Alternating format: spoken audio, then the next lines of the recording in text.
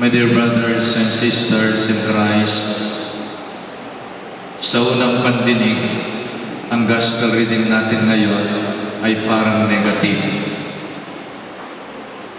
Dahil parang gustong pahirapan tayo ng Panginoon. Sinabi niya, enter the narrow gate. Lumog kayo king makipot apasbul. Para bang negative? Kasi sinabi ng Panginoon, hindi ko alam kung saan kayo galing. Tinabi na lang, pepalwala na lang. Bangketa, muntalaking lugar, nung no parin lamitigis, ay ipan. Para bang itinataboy ng Panginoon yung gustong lumapit sa Kanya at yung gustong makapasok sa Kanyang kaharian. This is a wrong notion and a negative image of God. Dahil alam nating lahat, ang Diyos ay isang mabuting Ama at nais ng Diyos. Lahat tayo ay makapasok sa Kanyang kaharian. Ganyan tayo kamahal ng Diyos. Dahil kapag mahal mong isang tao, nanaisin mo na makasama mo siya sa habang panahon. And that even death would separate us from one another. Because for those whom you love, they will always remain alive in your heart.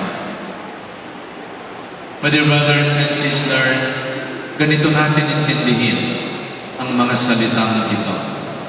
Enter the narrow gate.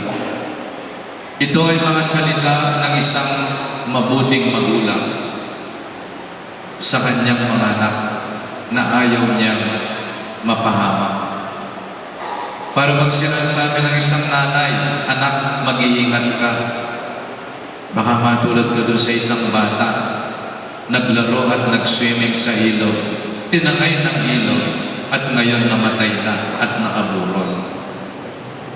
Para bang sinasabi ng isang ama sa kanyang anak, anak, mag-iingat ka. Huwag mo mahawakan yung mga live wire sa daan. Baka ikaw ay makuryente at mawalan ka ng buhay. At ikamamatay ko kapag ikaw ay nawalan ng buhay. It will break my heart to lose you because I love you very much. Ganyan ang Panginoon. Ayaw niya tayong mawala sa kanyang feeling. It would break the heart of Jesus to lose a sinner. And even a sinner to the last minute ay nais maligtas ng Panginoon. Enter the narrow gate ay isang paalala ng isang buting magulang sa kanyang mga anak. Iba ang paalala ng amo sa kanyang mga utusan at mga alipin. And sometimes a manager or a big boss can be very cruel sa kanyang mga employee. Napakalupit. Kung murahin mo ang iyong katulong, parang wala siyang kaluluwa.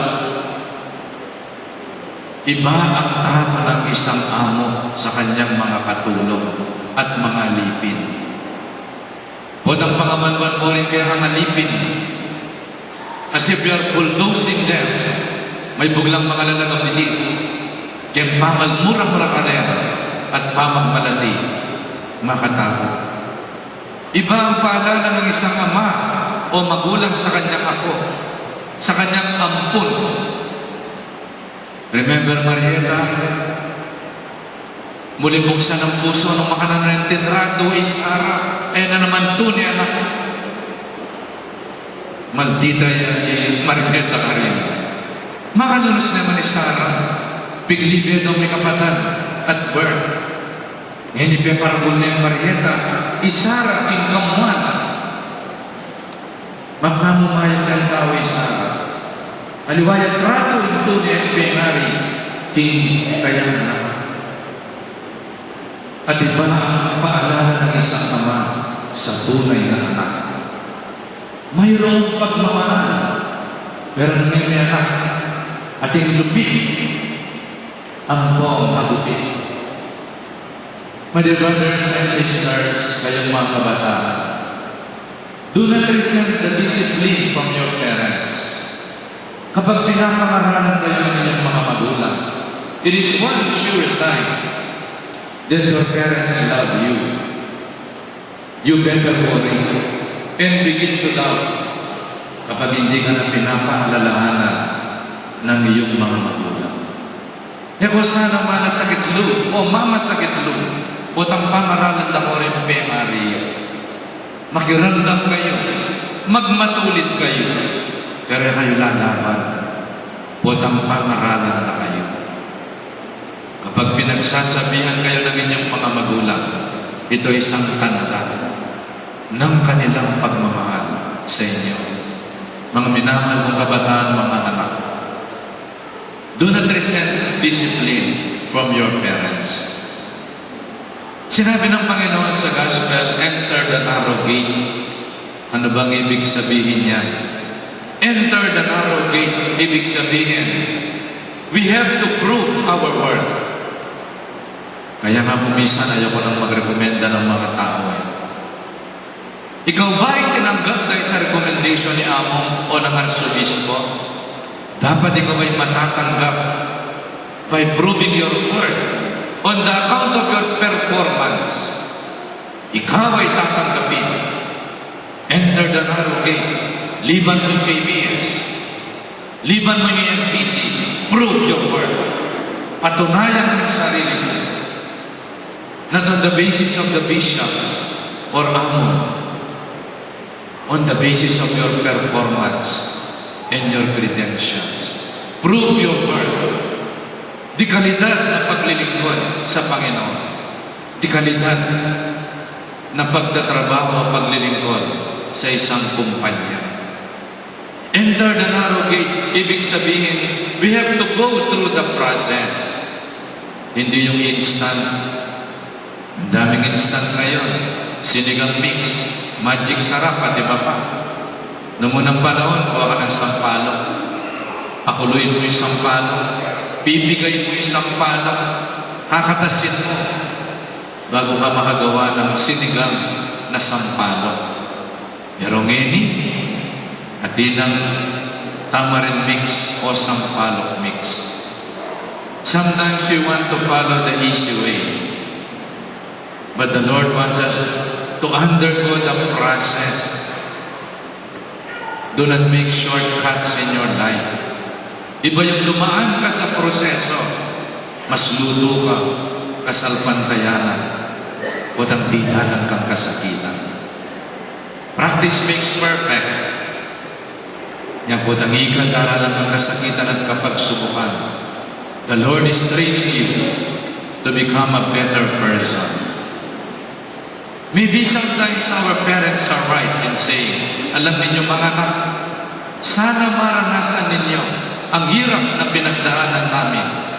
Not because we want you to suffer, but because we want you to learn from your hardship.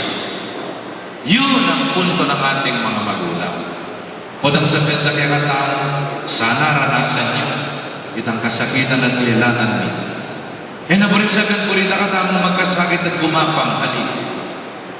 Burida rin pengarita. Makapag-aral tamo. Karing kasakitan at aralanan tamo. Siguro dahil anak niya naman masandig ng panebab, yan tamo yung kailangan da. Kailangan din anak niya mo itang makayagapi ang makayagapi yung meto kami. Sana kayo anak at kayo naman, mabiyasa kayong maglutong nasi. Mabiyasa kayong manos pinggan. Mamaralan kayo kaya kayong kayanakan. Ating diskarte. Mga biyaya. Manesa 50 manok. Bagay na karas ng 45 days ating kayong happy sali. Mamukatod ka kingido. Baka di ka nasaw ka rin pengari mo. Mamaralan ka. Yan mo itang panayang manyawan. My dear brothers and sisters, siguro, di ang anak po itang mag-aral yan. Mag-aral lang. Kayo gagawang assignment. So, panyong gawang assignment ng anak. Pero, kayo gagawan ng assignment daw. Kailang mabiyasa. So, my dear brothers and sisters, enter the narrow gate. Kailangan, balo may kasagitan TMBM. Tayong mga kanta-kakandaman, pag mayumuta namin ba? Tama maliligalig kay ba? It's part of our daily life. Lalong-lalo na yung kauran. Tama titigatig king ba? Agyang kisa ng Agustin, magbaha at din ang stage sa matas. Sisimbang makabangka, makatipon babo ng stage. Sana sanayan tamo, ing sarili tamo, muking kanawan, no naging kasakitan. Misan buwan ng meto nga tao, mintayag ang meto nga pari king monasteryo. Sinabi ng binata sa isang pare, Father, turuan mo naman akong magpakatatag. Sabi ng pare, naku, anak, busy-busy ako sa trabaho sa seminaryo at sa monasteryo.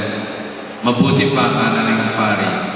Buhatin mo ang biserong kalabaw na ito at iuwi mo sa inyo. At dalhin mo dito bukas. So, pinasan ng binata ang biserong damulag. Kabukasan, darala na yung biserong damulag. Father, turuan mo naman akong magpakatatag. Ay, muli ka patong, mana ng pare. Dakal ko pa obraking monasteryo. Muli ka, iba't may pasiba yung biserong damulag ayan. Dinala ng binata yung biserong kalabaw. Kabukasan, nagbalik niya. Father, turuan mo naman ang magpakatatag. Ay, nakalkobra tong muli ka pa. Yun may biserong damulag. For 2 months, balik-balik kay bayong tao. Pupusanan at pibebot-bebot, yung biserong damulag, kaya kayang pano. After 2 months, sabi na kimpari, Father, turuan mo akong magpakatatag. Dakal ko pa obra tong anak. Belabag ni. Kaya kaning damulag mo. Sabi ko kaya katulong akong magpakatatag. O dininan mo kong damulag at ko na yung bulan pibekot-bekot. Kaya kapawarin matatag ganyan to. Doon may damulag, meragulya. Agyang meragulya yung biserong damulag. Agyong may Panginoon. Sana maging matatag tao. Karenta ka lang problemang bibekot-bekot tao. Karenta pagwa tao. So we prove our worth as Christians. Amiging kanisya lugod at kasalpantayan. Kinguli na rin kakalakasakitan na dela ng tao.